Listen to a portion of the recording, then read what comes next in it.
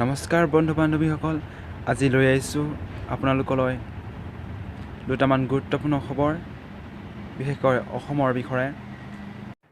ভিডিঅ'টি অলপ স্কিপ নকৰি শেষলৈকে চাই থাকিব। আজি আমাৰ প্ৰথম প্ৰশ্নটি হ'ল, বৰ্তমান অসমৰ মুখ্যমন্ত্ৰী কোন?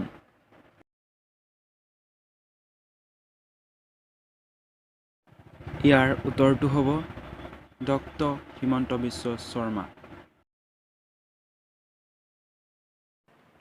আমাৰ দ্বিতীয় প্ৰশ্নটো হ'ল, ডক্টৰ হিমন্ত বিশ্ব শৰ্মা অসমৰ কিমানতম মুখ্যমন্ত্ৰী?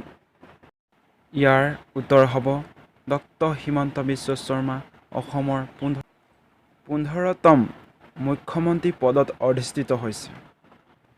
এতিয়া আমি আগবাঢ়োঁ আমাৰ তৃতীয় প্ৰশ্নটিলৈ।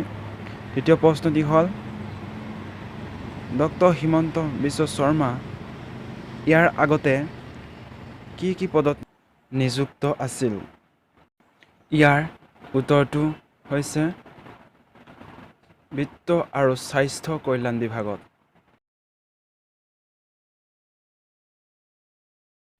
এইখিনিতে আৰু এটি গুৰুত্বপূৰ্ণ খবৰ দি যাওঁ।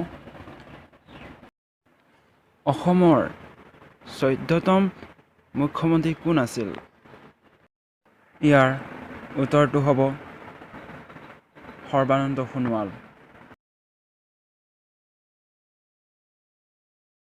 এইখিনিতে আপোনালোকলৈ এটা প্ৰশ্ন আগবঢ়ালোঁ। প্ৰশ্নটো কমেণ্ট বক্সত কমেণ্ট কৰি জনাব।